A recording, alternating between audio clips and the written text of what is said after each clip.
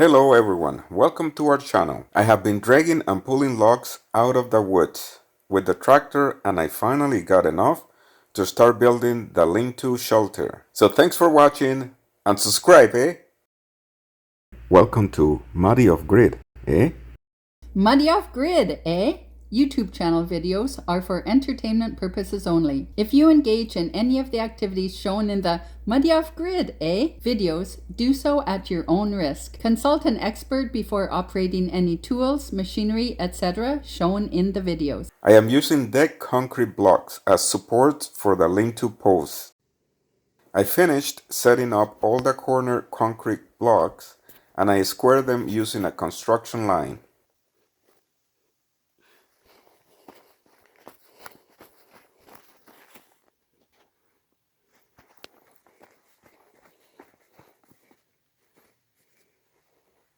While I have the construction line, I set up the other concrete blocks. So now let's work on the corner post logs. I will do one log first and set it up on the deck block and go from there.